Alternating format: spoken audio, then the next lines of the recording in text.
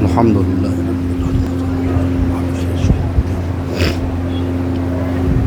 إياك نعبد وإياك نستعين اهدنا الصراط المستقيم غير المغضوب عليهم ولا الضالين.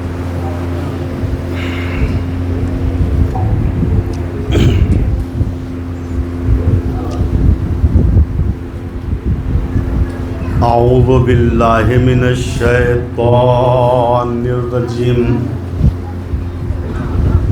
لا حول ولا قوة إلا بالله العلي العظيم.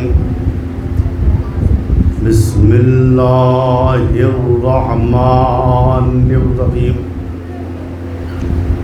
الحمد لله رب العالمين والصلاة والسلام والتحية والإكرام على نبي المؤيد والرسول المسدد والمحمود الأمجد النبي الأمي المكي المدني القرشي الهاشمي الأبطحي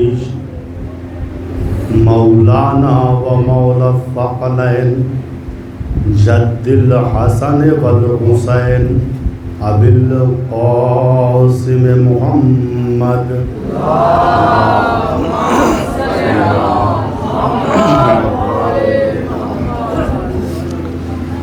ثم الصلاة على آله الطيبين الطاهرين المعصومين المظلومين من الآن إلى قيام يوم الدين. أما بعد فقد قال الله الحكيم.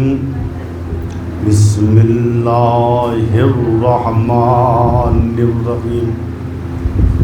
الذين يبلغون رسالات الله ويخشونه ولا يخشون أحدا إلا الله وكفى بالله حسيبا.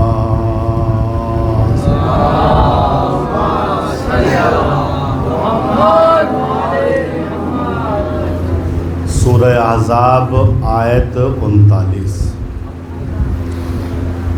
اس آیت کریمہ میں جو گزشتہ انبیاء تھے جنہوں نے اللہ کی راہ میں قدم اٹھایا تھا، اللہ کے پیغام کو دوسروں تک پہنچایا تھا، بڑی مشقتوں کے ساتھ، زحمتوں کے ساتھ، مصیبتوں کے ساتھ. اس آیت کریمہ میں ان انبیاء کی تعریف کی جا رہی ہے، مدح کی جا رہی ہے، ستائش کی جا رہی ہے کہ جو گزشتہ انبیاء تھے ان کا شعار یہ تھا کہ الذین یبلغون رسالات اللہ. یہ وہ لوگ تھے جو اللہ کی رسالات کو، اللہ کے احکام کو، اللہ کے پیغام کو دوسروں تک پہنچاتے تھے اور اللہ سے ڈرتے بھی تھے. اور صرف اللہ ہی سے نہیں ڈرتے بلکہ اللہ کے علاوہ کسی سے نہیں ڈرتے تھے. تو اللہ ان کے حساب و کتاب کے لیے کافی، یعنی اللہ ان کو اجر و ثواب دینے کے لیے کافی ہے. گزشتہ انبیاء میں سے بعض انبیاء مخصوص تھے صرف انسانوں سے، وہ انسانوں کی ہدایت کے لیے آئے تھے، دوسری مخلوقات سے ان کا کوئی ربط نہیں. کبھی کبھار کوئی مسئلہ پوچھنے آ گیا دوسری مخلوق انسان کے علاوہ تو الگ بات. لیکن بعض انبیاء وہ تھے جو جس طریقے سے انسانوں کے لیے انبیاء تھے، نبی تھے، اسی طریقے سے جناتوں کے لیے بھی نبی تھے. اور ہم جانتے ہیں کہ اللہ نے ہدایت کی ذمہ داری صرف نبی کے عنوان سے انسانی انبیاء کو دی۔ جناتوں کے لیے تبلیغ ضروری ہے، ان کی بھی ہدایت ضروری ہے، لیکن جناتوں میں سے کوئی نبی نہیں ہوا، کوئی رسول نہیں ہوا، کوئی اولو العزم نہیں۔ جناتوں کو حکم یہ ہے کہ وہ انسانوں کے نبی کی اطاعت کریں، ان کی بات کو مانیں۔ کیوں؟ جناتوں میں سے اللہ نے کسی کو نبی کیوں نہیں بنایا بھائی؟ اس کا ریزن یہ ہے، اس کی علت یہ ہے، چونکہ جناتوں میں اللہ کی روح نہیں ہے۔ بہت توجہ، یہ بہت باریک نقطہ ہے۔ جناتوں میں اللہ کی روح نہیں، اللہ کی روح صرف انسانوں میں ہے، جو اللہ نے جناب آدم کے پتلے میں پوچھا۔ چونکہ جناتوں میں اللہ کی روح نہیں ہے، اور جو نبی ہوتا ہے وہ روح اللہ ہوتا ہے، لہذا اللہ نے جناتوں میں سے نبی نہیں بنایا۔ جناتوں کو حکم دیا کہ یہ جنات انسانوں کے نبی کی بات کو مانیں، ان کی اطاعت کو کریں۔ اچھا، یہ سوال یہ پیدا ہوتا ہے کیا واقعاً جناتوں کا وجود اس دنیا میں ہے؟ آج خود عالم اسلام میں اختلاف ہو گیا۔ بعض جو یورپ ممالک کے سائنسداں ہیں، محقق ہیں، فلسفی ہیں، انہوں نے وجود جن کا انکار کر دیا۔ انہوں نے کہا صاحب جنات کوئی چیز نہیں ہے، یہ خیالی مخلوق ہے۔ پرانے زمانے میں لوگ جاہل تھے تو کچھ لوگ ہوتے تھے جناتوں کے نام پہ انہیں ڈروا دیا کرتے تھے، لہذا جنات نام کی کوئی چیز اس دنیا میں نہیں ہے۔ اگر ہوتی تو وہ چیز ہم کو دکھائی دیتی، ہم اسے چھو سکتے۔ چونکہ جنات دکھائی نہیں دیتے ہیں، ہم ان کو لمس نہیں کر سکتے ہیں، چھو نہیں سکتے ہیں، لہذا جنات نہیں۔ یہ ہے مغربی طرز تفکر۔ اسی طرز تفکر کی اتباع کر لی بعض مسلمانوں نے مصلحت دیکھتے ہوئے۔ مصلحت کیا؟ انشاءاللہ بیان کروں۔ انہوں نے بھی کہا بھائی ہم مسلمان ہیں، سب کچھ ہے، لیکن ہم جناتوں کے وجود کو نہیں مانتے۔ حتیٰ انہوں نے قرآن کی تفسیریں لکھی۔ اب جہاں جہاں لفظ جن آیا ہے یا جان آیا ہے، اب اس کے معنی کیا کریں یہ لوگ؟ کہا صاحب اس سے مراد یہ مخلوق جن نہیں ہے، اس سے مراد مائکروب ہے۔ مائکروب سمجھتے ہیں؟ اس سے مراد چھوٹے چھوٹے ذرات ہے، مائکروب ہے۔ کیا واقعاً ایسا ہے جناتوں کا وجود نہیں ہے؟ یہ کیا سیاسی مسئلہ ان کے سامنے آیا کہ انہوں نے جناتوں کے وجود کا انکار کیا؟ انشاءاللہ بتاؤں گا آج یا کل کہ انہوں نے مسلمان ہوتے ہوئے، قرآن میں جنات کا ذکر ہوتے ہوئے، جناتوں کے وجود کا انکار کیوں؟ ہم شیعان آل محمد کا عقیدہ ہے، اور صرف ہمارا نہیں، بڑے بڑے فلسفی اور منطقی جو گزرے ہیں ان کا نظریہ یہ رہا تھا، اور ان کا نظریہ یہ تھا کہ جناتوں کا وجود انسانوں جیسا ہی ہے۔ انشاءاللہ آیت پیش کروں گا، یعنی جس طریقے سے اللہم صلی علی محمد، یعنی جس طریقے سے اللہ نے انسانوں کی خلقت فرمائی ہے، ایسے ہی جناتوں کو بھی خلق کیا ہے۔ بڑے دانش مند ہیں ابو علی سینا، ان کا نام کون نہیں جانتا، بہت بڑے حکیم تھے، 300 سے زیادہ کتابیں ان کی حکمت میں ہیں۔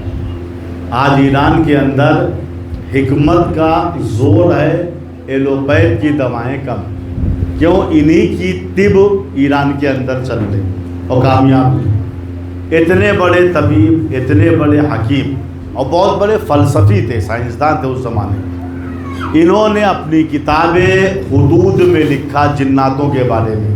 جسے پوچھا کہ آپ جناتوں کو مانتے کہاں؟ جنات ایک ہوائی مخلوق ہے، یہ مخلوق وہ ہے زیادہ تر ہوا میں رہتی. ناطق ہے، ناطق یعنی عقل مند ہے، بیوقوف نہیں ہے، یہ جانوروں کی طریقے سے نہیں. تو جنات ایک ہوائی مخلوق ہے یہ کہتے ہیں، اور ناطق ہے، صاحب جسم ہے، بولو اس کا جسم ہم کو دکھائی نہیں دیتا ہے. اور جناتوں میں صلاحیت ہوتی ہے کہ وہ مختلف شکلوں میں ظاہر ہو جائیں، بلی کی شکل میں، کسی انسان کی شکل میں، ہاتھی کی شکل میں، بندر کی شکل میں. یہ ہے ابو علی سینا کا قول جناتوں ہے، جنات کی ایک حقیقت ہے. صاحب اعلام النبوہ، یہ بھی بہت بڑے فلسفی تھے، انہوں نے تحریر فرمایا کہ جنات ایک عقل مند مخلوق ہے جو صاحب جسم ہے، صاحب شعور ہے، اور یہ لوگ اسی کرۂ زمین کے باشندے ہیں، کسی دوسری دنیا میں نہیں رہتے. یہ انسانوں کی طریقے سے شادی بھی کرتے ہیں، صاحب نسل بھی ہوتے ہیں، ان کی اولادیں بھی ہوتی ہیں. قرآن نے سورہ ہجر آیت نمبر 27، قرآن میں اس نے بیان کیا کہ ہم نے جناتوں اور انسانوں کو کیسے پیدا کیا. چنانچہ ارشاد ہو رہا ہے وَلَقَدْ خَلَقْنَا الْإِنسَانَ مِنْ صَلْصَالٍ مِنْ حَمَإٍ مَسْنُونٍ وَالْجَانَّ خَلَقْنَاهُ مِنْ قَبْلُ مِنْ نَارِ السَّمُومِ. یاد رکھنا کہ ہم نے انسانوں کو سیاہی مائل نرم مٹی سے پیدا کیا جو سوکھ کر کھن بولنے لگی، اور انسانوں کو اور جناتوں کو انسانوں سے پہلے پیدا کیا. کس چیز سے پیدا کیا؟ من نار السموم، زہریلی آگ سے. علماء فرماتے ہیں انسان کی خلقت 4 عنصر سے ہوئی. 10 منٹ کی گفتگو بہت آرام سے سن لیجیے. علماء فرماتے ہیں کہ انسان کی خلقت 4 عنصر سے ہوئی ہے. 4 اہم مادے ہیں جس سے حضرت انسان بنے ہوئے ہیں: پانی، آگ، ہوا اور مٹی.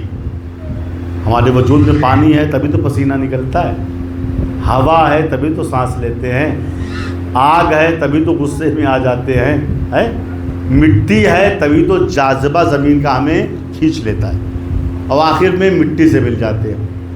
تو انسان کی خلقت 4 عنصر سے ہوئی ہے: پانی، آگ، ہوا اور مٹی. لیکن جناتوں کی خلقت 3 عنصر سے ہوئی: پانی، آگ اور ہوا. ان کے اندر مٹی کا عنصر نہیں. اسی لیے زمین کا جاذبہ ان کو اپنی طرف نہیں کھینچتا.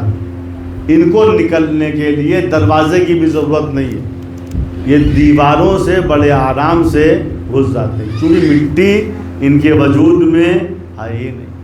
ہوا ہے، آگ ہے، پانی. پھر علماء کہتے ہیں کہ جنات مرنے کے بعد فضا میں ان کا جسم منتشر ہو جاتا ہے. جناتوں کو مرنے کے بعد دفن کرنے کی ضرورت نہیں ہوتی. کیوں؟ چونکہ ان کے اندر مٹی کا عنصر ہے ہی نہیں. لہٰذا کہیں نہیں ملتا کہ جناتوں کا کہیں قبرستان ہو، تو جناتوں کا قبرستان نہیں ہوتا. اب آئیے یہی سے ہمارے اللہ کے نبی حضرت محمد مصطفیٰ صلی اللہ علیہ وسلم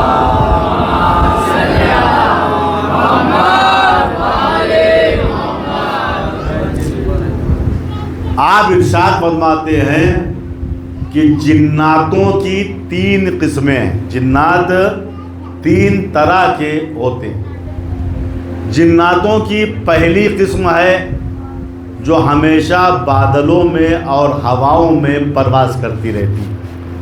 یہ کبھی چھوٹے ہوتے ہیں، کبھی بڑے ہوتے ہیں. ان کی پوری زندگی ہواؤں میں ہی رہتی ہے، فضاؤں اور خلاؤں میں گھومتے رہتے ہیں۔ یہ پہلی قسم ہے۔ پھر آپ فرماتے ہیں کہ جناتوں کی دوسری قسم وہ ہے جو جانوروں کی شکل میں ظاہر ہوتی، ہاتھی کی شکل میں، بندر کی شکل میں، کتے کی شکل میں، سانپ کی شکل میں، یہ بھی ایک قسم ہے۔ پھر آپ فرماتے ہیں کہ جناتوں کی تیسری قسم وہ ہے جو انسان جیسی، اس کے لیے اللہ تعالیٰ نے شریعت کو نازل فرمایا۔ چونکہ شریعت کو نازل فرمایا ہے لہٰذا یہ عقل مند بھی ہے۔ مرنے کے بعد ان کا حساب و کتاب بھی ہوگا، ان کا حشر و نشر بھی ہے، ان کے لیے وعد و وعید بھی آیا ہے۔ اگر انہوں نے اچھا کام انجام دیا تو جنت میں انسان کے طریقے سے جائیں گے، برا کام انجام دیا تو انسان کی طریقے سے یہ جہنم کے اندر جائیں گے۔ تو جناتوں کی تین قسموں میں سے صرف ایک قسم مکلف ہے۔ مکلف یعنی ان کے لیے تکلیف شریعت آئی، تکلیف یعنی احکام شریعت، انہی کے لیے عذاب و حساب ہے، نشر ہے، عدل ہے، ان سے روز قیامت سوال و جواب ہوگا، ان کے اعمال بھی فرشتے لکھ رہے ہیں۔ قرآن کریم میں پورا سورہ جن کے نام سے 29واں پارہ اٹھا کے دیکھیے گا۔ بسم اللہ الرحمن الرحیم۔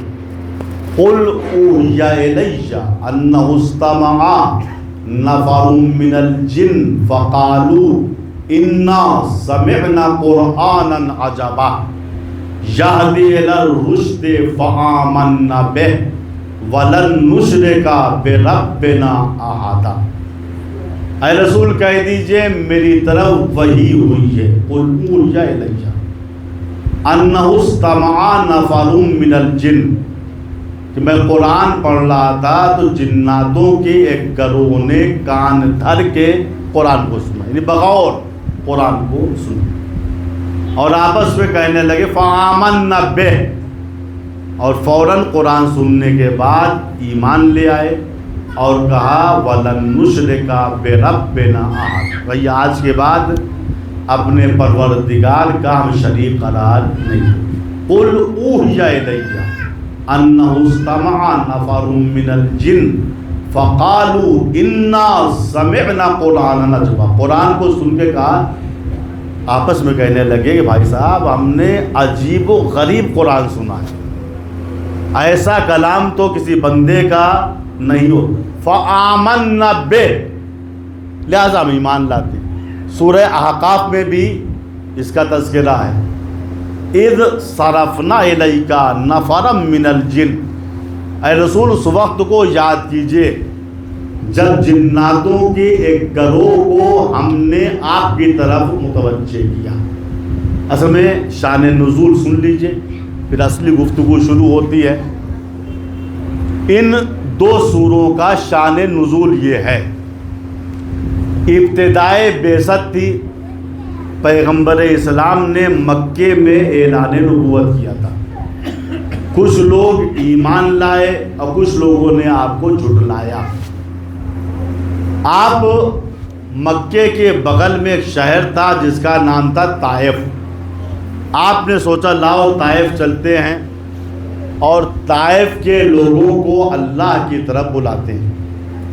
حضور پاک طائف گئے اور لوگوں کو اللہ کی طرف بلایا، پورا دن گزر گیا، لوگوں نے آپ کو پتھر مارے، آپ کو مجنون کہا، آپ کو ساحر کہا، کوئی ایک بھی آپ پر ایمان نہیں لایا۔ شام ہونے لگی، حضور پاک طائف سے مکے کی طرف روانہ ہو گئے، راستے میں رات ہو گئی، پہلے لائٹ وغیرہ تو تھی نہیں، رات یعنی مکمل اندھیرا۔ حضور پاک وہیں صحرا میں رک گئے، ایک چھوٹا سا خیمہ لگا لی، پھر آپ قرآن کی تلاوت میں مصروف ہو گئے۔ یمن کے جنوں کا ایک گروہ وہاں سے گزر رہا تھا، اس نے قرآن کو سنا پھر سننے کے بعد اپنے قبیلے کے پاس گئے، یمن میں اپنے قبیلے کے پاس، اور قرآن کی تعریف کی اور قرآن کے معجزات کو بیان کیا، تو قوم کے دوسرے لوگ بھی مسلمان ہو گئے۔ پھر وہ سب مل کے 1 گھنٹے کے اندر طائف کے صحرا میں رسول کے پاس آئے، رسول کی بیعت کی، کہا حضور ہم آج سے مسلمان ہوتے ہیں، آپ احکام شریعت کی ہمیں تعلیم دیجیے۔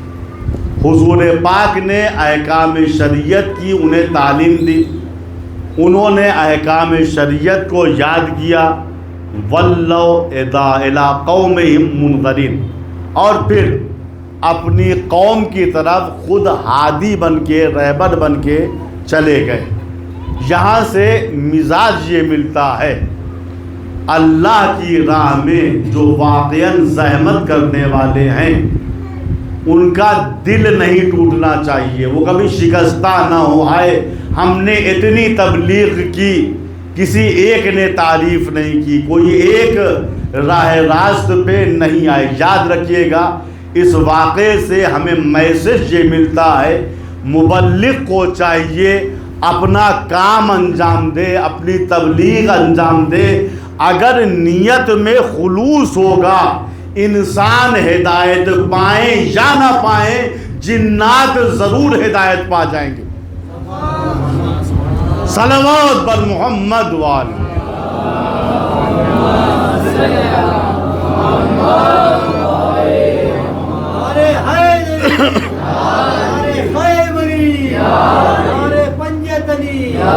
آواز بلند تر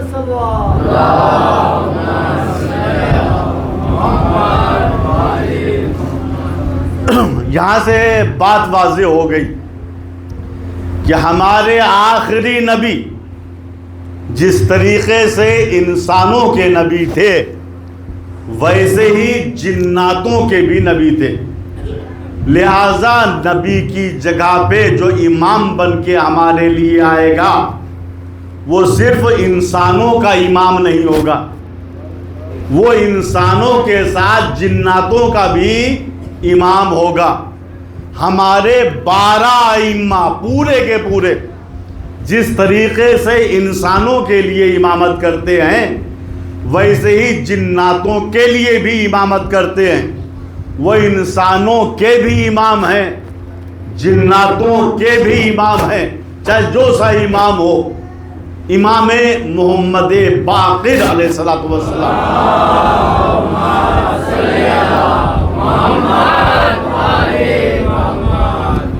آپ اپنی بیٹھک میں بیٹھے ہوئے ہیں، کچھ زاہد و عابد لوگ آپ کے ارد گرد بیٹھے ہوئے ہیں۔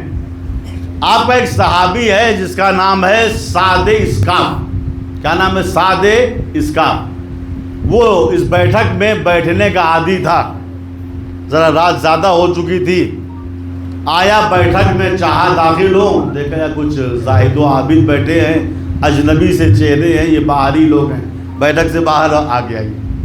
انتظار کرتا رہا، تھوڑی دیر کے بعد پھر جھانکا، پھر دیکھا یہ لوگ بیٹھے ہوئے ہیں، تیسری مرتبہ اور دیر ہو گئی، پھر جھانکا، دیکھا پھر بھی یہ لوگ بیٹھے ہوئے ہیں، تھوڑی دیر تک بیٹھ گیا دروازے پہ، چلیے یہ لوگ نکل جائیں تب ہم مولا سے ملاقات کرتے۔ اب جو چوتھی مرتبہ جھانکا تھا، دیکھیے دروازے میں بیٹھا ہوا ہے نا، چوتھی مرتبہ جھانکا، دیکھا اندر تو کوئی نہیں ہے۔ سعد اسکاف کو بڑا تعجب ہوا، میں تو دروازہ تاکے بیٹھا ہوا ہوں اور اس بیٹھک میں کوئی دوسرا دروازہ بھی نہیں ہے، یہ زاہد و عابد لوگ گئے تو کہاں چلے گئے؟ اب یہ سر جھکا کے امام کی بیٹھک میں آئے، انہیں بڑا تعجب ہو رہا تھا، آخر میں پوچھ ہی لیا، مولا یہ زاہد و عابد لوگ جو آپ کے پاس بیٹھے تھے، کیا یہ مدینے کے تھے، مکے کے تھے، کہاں سے آئے تھے؟ کوفے سے آئے تھے، شام سے آئے تھے؟ امام مسکرائے، کہا سعد اسکاف یہ انسانوں میں سے نہیں تھے، یہ جناتوں کے رہنما تھے، میرے پاس حلال و حرام کے مسئلے پوچھنے آئے تھے۔ عزیزو، ہم امام ایسے ہی کو مانتے ہیں جن کے پاس جنات بھی مسئلہ پوچھنے آتے۔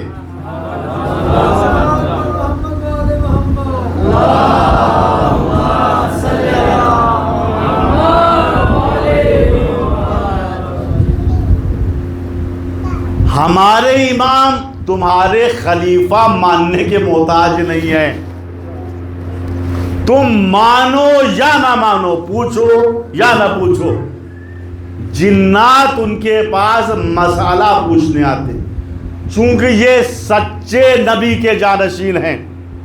نبی جس طریقے سے انسانوں کے نبی تھے ایسے ہی جناتوں کے نبی تھے، لہذا نبی کی جگہ پہ جو آئے گا خلیفہ بنے گا، سچا لیڈر و رہبر و امام بنے گا، وہ صرف انسانوں کا امام نہیں بنے گا۔ سلمان فارسی کی روایت ہے، بزم رسالت سجی ہوئی تھی، رسول خطبہ دے رہے تھے، تقریر کر رہے تھے، میں نے مسجد کے صحن میں ایک پتھر دیکھا، بغور اس پتھر کو میں دیکھ رہا تھا، اچانک پتھر پہ غبار اٹھا، غبار سے ایک سفید پوش شخص نکلا، وہ رسول کے پاس آیا، کہا السلام علیکہ یا رسول اللہ۔ رسول نے کہا تم کون ہو، کہاں سے آئے ہو، نام کیا ہے؟ کہا حضور میرا نام ہے اطرفہ ابن شمراقی، میں قبیلہ بنی نجاح سے متعلق ہوں۔ بات یہ ہے جب اللہ نے آپ کو مبعوث برسالت کیا تو ہم لوگ ایمان لے آئے، مگر ہماری قوم کے بہت سے لوگ ہیں جو کافر ہیں، مشرک ہیں، ان کی اکثریت ہے، انہوں نے جب ہمارے ایمان کو دیکھا، اسلام کو دیکھا، آپ پر اعتقاد کو دیکھا تو ہمیں پریشان کرنا شروع کر دیا، یہاں تک کہ جنگ ہمارے اور ان کے بیچ ہونے لگی۔ یا رسول اللہ میں اس لیے آیا ہوں، آپ کسی مبلغ کو تبلیغ کے لیے بھیج دیجئے جو ہم دو فریقوں کے درمیان صلح کرا دے، جنگ ختم ہو جائے۔ رسول نے کہا ذرا اپنا چہرہ ظاہر کرو۔ اب جو اس نے اپنا چہرہ ظاہر کیا تو اس کا چہرہ بڑا وحشتناک تھا، سر پہ گھنے ہوئے بال تھے، آنکھیں کھڑے الف کی طریقے سے تھی، دانت شیر کی طریقے سے تھے۔ رسول نے کہا بس چہرہ اپنا چھپا لو۔ کہ یا رسول اللہ آپ کسی صحابی کو تبلیغ کے لیے بھیج دیجئے تاکہ جو کافر جنات ہیں یا ان کی ہدایت ہو جائے یا کم از کم ہم میں اور ان میں صلح ہو جائے۔ یا رسول اللہ ان لوگوں نے ہماری ساری اراضی پہ قبضہ کر لیا ہے، سارے حیوانات کو چھین لیا ہے، زندگی دو بھر ہو گئی ہے، مشکل ہو گئی ہے۔ یا رسول اللہ بڑی امیدیں لے کے آپ کے پاس آیا ہوں، آپ خود چلیے یا اپنے کسی صحابی و مبلغ کو بھیج دیجئے، وہ جا کے جناتوں کو تبلیغ کرے، ان کی ہدایت کرے تاکہ ہمارے اور ان کے درمیان صلح ہو جائے۔ رسول اپنے ایک معتبر صحابی کی طرف متوجہ ہوئے، کہا تم چلے جاؤ، تم چلے جاؤ۔ کہا یا رسول اللہ یہ اطرفہ جن جو سردار قبیلہ ہے یہ اور اس کی قوم رہتے کہاں ہیں؟ رسول نے کہا تھوڑی دور چلو گے، زمین کی تہ میں یہ لوگ رہتے ہیں۔ کہا یا رسول اللہ؟ کہا زمین کی تہ میں۔ کہا یا رسول اللہ مجھے معاف کر دیجیے گا، میں اسے دیکھ کے یہی مرا جا رہا ہوں، میرا چہرہ زرد و سرخ ہو گیا، میری روح نکلی جا رہی ہے۔ یا رسول اللہ میرے بس کی بات نہیں ہے کہ اس کے ساتھ جا کے قوم کی ہدایت کرو، کسی دوسرے کو بھیج دیجئے۔ رسول دوسرے کی طرف متوجہ ہوئے، تم بھی معاشرے میں بڑے معتبر ہو، بنتے ہو نہیں الگ بات ہے، تم بڑے معتبر بنتے ہو، تم اس جنات کے ساتھ جاؤ اور ہدایت کرو، تبلیغ کرو، اس کی قوم کے اور اس کے درمیان صلح کرا دو۔ انہوں نے ہاتھ جوڑ دیے، رسول نے دیکھا ان کی حالت ان سے زیادہ تباہ ہے، یہ بھی تھر تھرا رہے ہیں، نہیں رسول اللہ ہمارے بس کی بات نہیں ہے، یہاں تو ایک جنات ہے، آپ بھی موجود ہیں، میری روح اس کو دیکھ کے نکل رہی ہے، اور جہاں یہ لے جا رہا ہے ہزاروں اور لاکھوں کی تعداد میں جنات ہوں گے، وہاں میرا کیا عالم ہو یا رسول اللہ۔ میرے بس کی بات نہیں ہے کہ میں اس جن کے ساتھ جا کر ان کی ہدایت کروں۔ عجیب بات ہے، کیا رسول کو معلوم نہیں تھا کہ جناتوں کے ساتھ جا کر جنوں کی ہدایت کرنا ان دونوں کے بس کی بات نہیں ہے؟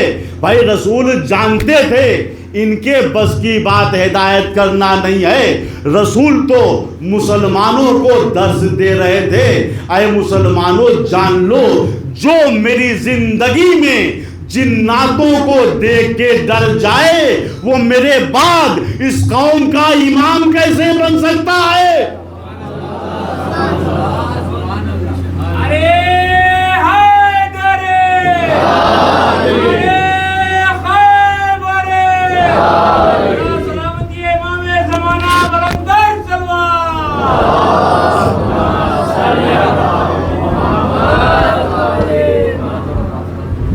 آپ حضرات سے گزارش ہے صلوات پڑھتے ہوئے تھوڑا تھوڑا آگے آ جائیے۔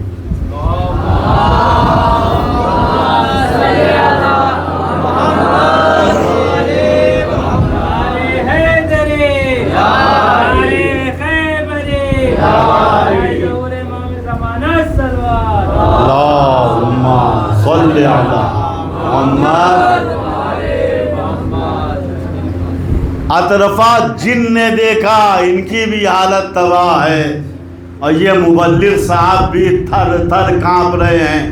اطرفہ کا چہرہ اتر گیا، یا رسول اللہ کیا میری قوم کی ہدایت کے لیے کوئی نہیں جائے گا؟ کہا نہیں جائے گا۔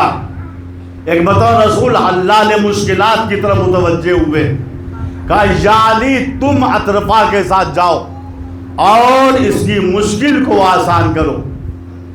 علی اٹھے، پوچھا نہیں یہ کہاں رہتے ہیں، کتنے لوگ ہیں، اٹھے۔ علی پہلے سے جانتے ہیں حالات کیا ہیں۔ علی اٹھے، ذوالفقار اٹھائی، چل دیے۔ ان کے پیچھے اطرفہ جن بھی چل پڑا، ان کے پیچھے جناب سلمان چل پڑے کہ آخر دیکھتے ہیں کہ یہ جن کو لے کے علی جاتے کہاں ہیں۔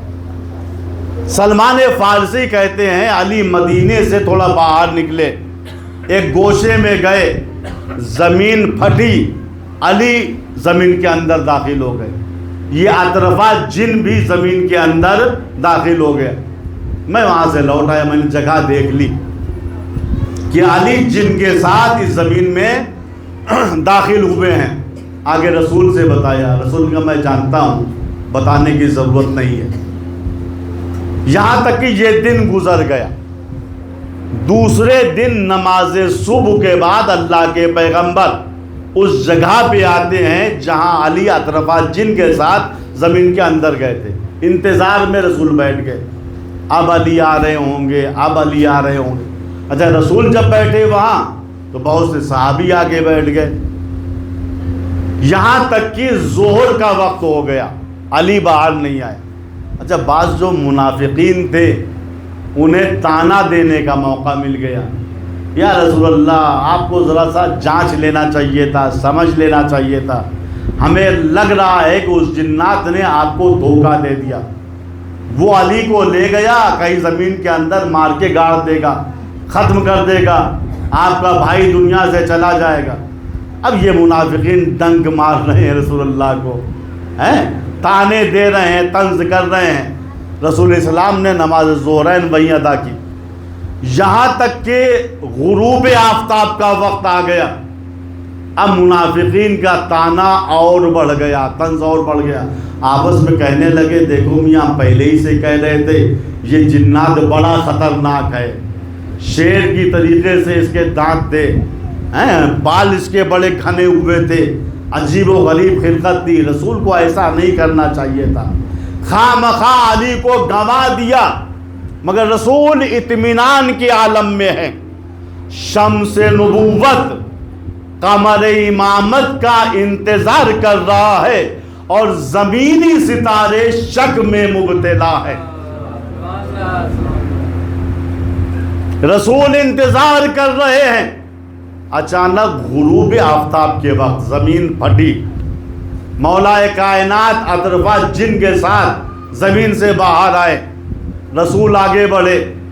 شمس نبوت نے قمر امامت کی پیشانی کا بوسہ لیا. کہا یا علی بڑی دیر کر دی, وجہ کیا ہے؟ مجھے تو معلوم ہے, اصحاب کو بتاؤ اتنی دیر کیوں ہو گئی؟ کہا یا رسول اللہ, جب میں اطرفہ کے ساتھ اس کی قوم کے پاس پہنچا تو کافروں کی تعداد بہت زیادہ تھی. میں نے 3 چیزوں کو ان کے سامنے رکھا. پہلے میں نے کہا تم لوگ مسلمان ہو جاؤ, کلمہ پڑھ لو, میں تمہیں معاف کر دوں گا. انہوں نے کلمہ پڑھنے سے انکار کر دیا. یا رسول اللہ, پھر میں نے ان سے کہا کہ مجھ سے جنگ نہ کرو, واپس جاؤ, اطرفہ سے صلح کر لو. انہوں نے اس کو بھی نہیں مانا. جب اس کو نہیں مانا تب میں نے ذوالفقار نکالی. سمجھ گئے نا؟ علی جناتوں اور انسانوں دونوں کے امام ہے. جو اصول جنگ علی کا انسانوں کے ساتھ تھا وہی اصول جنگ جناتوں کے ساتھ تھا. علی جب انہوں نے کلمہ پڑھنے سے انکار کر دیا, صلح کرنے سے انکار کر دیا, میدان سے واپس جانے سے انکار کر دیا, تب میں نے ذوالفقار کو نکالا, ان پہ حملہ کیا. 8 لاکھ جناتوں کو میں نے اس ذوالفقار سے قتل کیا. جب خطرناک جناتوں نے ذوالفقار کی برق دیکھی, بجلی دیکھی, سب نے گھٹنے ٹیک دیے, سب نے توحید و رسالت کا کلمہ پڑھنا شروع کر دیا. اس لیے یا رسول اللہ, مجھے آنے میں دیر ہوئی ہے. میں نے اس جنگ میں 8 لاکھ جناتوں کو واصل جہنم کیا ہے. بہت توجہ, 8 لاکھ جناتوں کو واصل جہنم کیا. بقیہ نے پھر اطرفہ سے صلح کر لی. اطرفہ نے سر جھکا کے کہا ہاں یا رسول اللہ, جو کچھ مشکل کشا کہہ رہے ہیں ویسے ہی ہوا ہے. جب کثیر تعداد میں وہ قتل ہو گئے تو وہ صلح کرنے پر بھی آمادہ ہو گئے, اور انہوں نے میری بات کو مانا اور کلمہ بھی پڑھ لیا.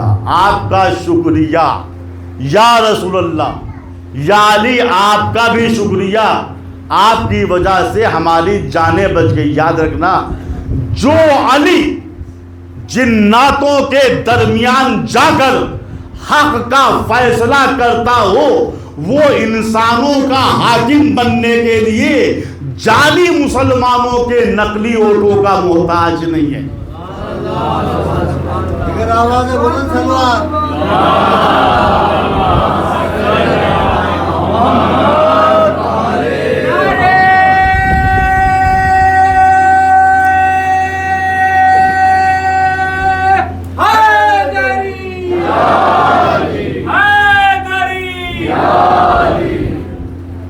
بات طے ہو گئی نا کہ سچے رسول کے خلیفہ کی پہچان یہی ہے کہ جس طریقے سے رسول جناتوں اور انسانوں دونوں کے رسول تھے, جو رسول کی جگہ پہ آئے گا سچا جانشین, وہ جناتوں کا بھی امام ہوگا, انسانوں کا بھی امام ہوگا. اسی کو امام شافعی نے کہا علی جن حبہ الجنہ. یاد رکھنا, علی کی محبت جہنم سے بچنے کی سپر ہے. یعنی کہ جہنم نہیں جانا ہے تو دل میں علی کی محبت رکھو. علی جن حبہ الجنہ قسیم النار والجنہ. جانتے ہو علی کون ہے؟ علی جنت و جہنم کے بانٹنے والے. ہاں, کون جنت جائے گا علی جانتے, کون جہنم جائے گا یہ علی کے ہاتھ میں. روز قیامت علی جنت و جہنم کے بانٹنے والے ہیں.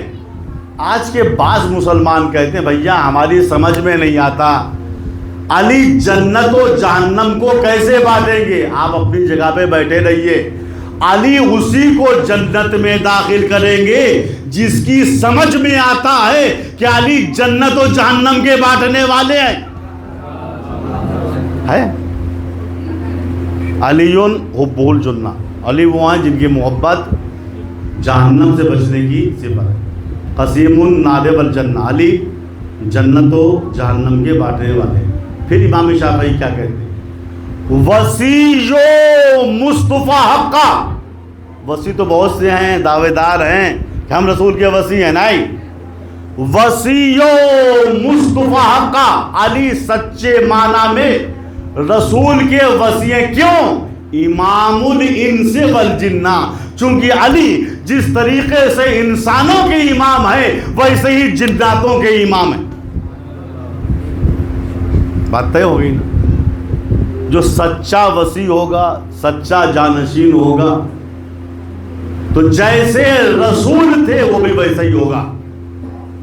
علامہ بحرینی نے مدینۃ المعاجز میں لکھا، دیکھیں رسول جنات و انسان دونوں کے رسول تھے، جنات بھی مسئلہ پوچھنے آتے تھے۔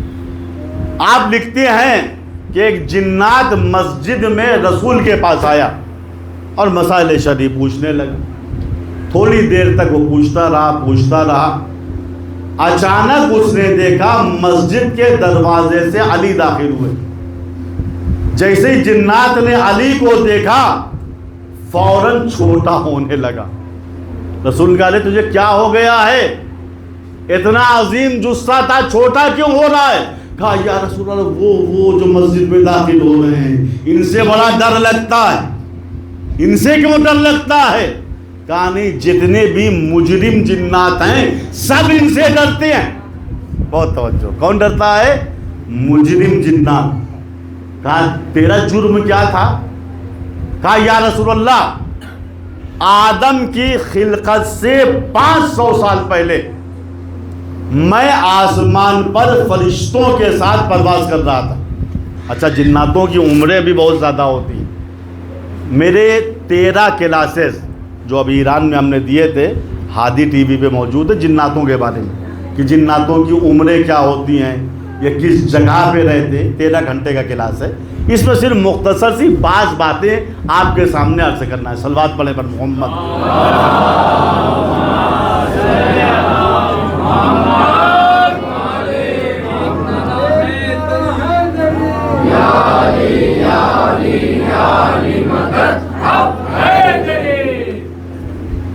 ابھی جنات ڈر کی وجہ چھوٹا ہو رہا ہے۔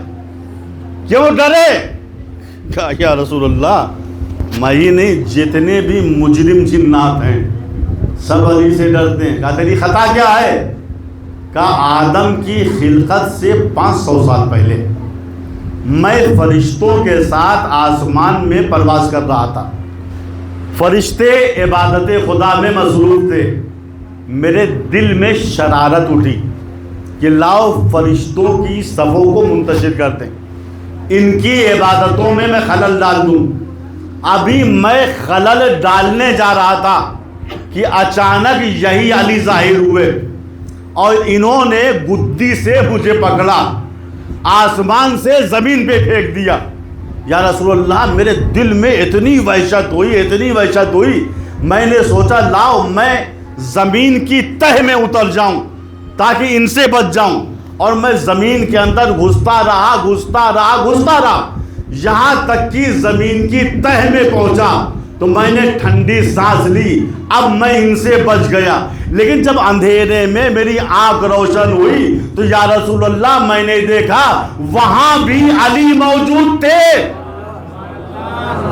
عجیب بات ہے، جو علی ایک وقت میں جنات کو آسمان پر بھی نظر آئیں، زمین کی تہ میں بھی نظر آئیں، وہی علی انسان کو ایک وقت میں اگر 40 جگہ نظر آئے تو تعجب نہ کرنا۔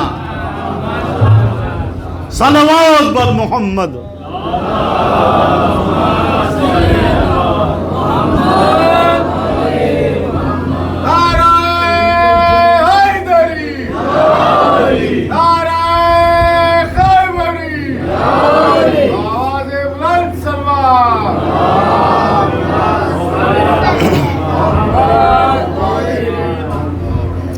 امام شافعی کیا کہہ رہے ہیں؟ وصیو مصطفیٰ حقا، علی سچے معنی میں نبی کے وسیع ہیں, خلیفہ ہیں, جانشین. کیوں؟ کہا وہ اس وجہ سے امام الانس والجنہ, چونکہ جس طریقے سے نبی انسان و جنات دونوں کے نبی تھے ویسے ہی علی ہیں. وہ صرف انسانوں کے امام نہیں ہیں بلکہ جناتوں کے بھی امام ہیں. مسجد کوفہ ہے, علی منبر پہ بیٹھے ہوئے خطبہ دے رہے ہیں, اچانک پچھلی صف میں بھگدڑ مچی, بھاگو, ہٹو, بچو, بڑا خطرناک ہے, اگر پھپکار مار دیا تو سانس بھی نہیں آئے گی. مجمع ادھر ادھر کائی کی طریقے سے پھٹ رہا ہے. اگلی صف والے پوچھے کیا ہوا؟ کہا اژدہا آ رہا ہے, بڑا خطرناک ہے. ایسا اژدہا ہم لوگوں نے پورے عرب میں نہیں دیکھا, بھاگو.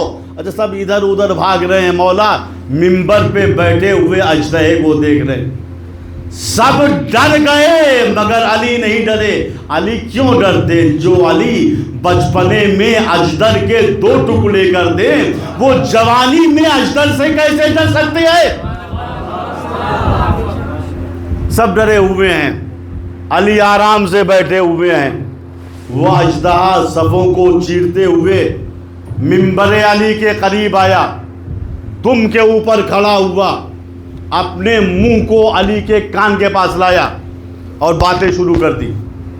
علی سر ہلاتے رہے, ٹھیک ہے, ٹھیک ہے, ٹھیک ہے. پھر علی نے کچھ اس سے کہا, اس نے بھی سر ہلایا.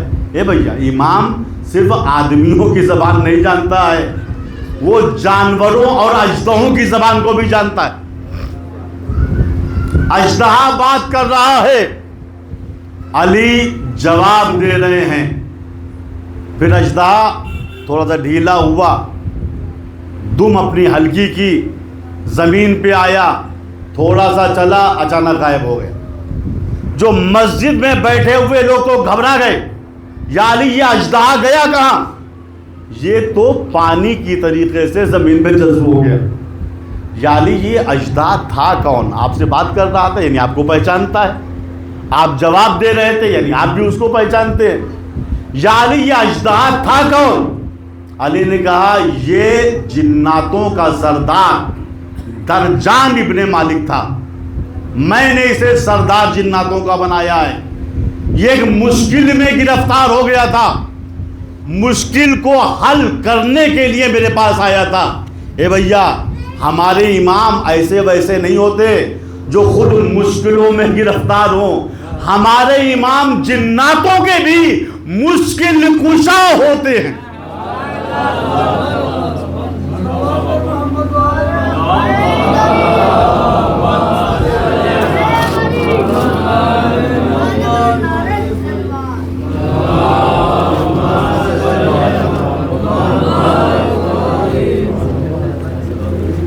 وسیع و مصطفیٰ حقہ, علی سچے معنی میں رسول کے وسیع ہیں.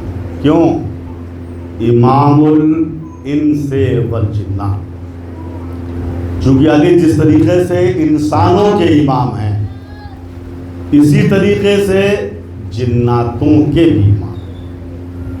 ہمارے جتنے ائمہ ہیں انشاءاللہ کل بقیہ بیان کروں گا, چاہے علی ہوں, حسن ہو, حسین ہو, بقیہ ائمہ, سب کے سب جس طریقے سے انسانوں کے امام تھے ویسے ہی جناتوں کے بھی امام تھے.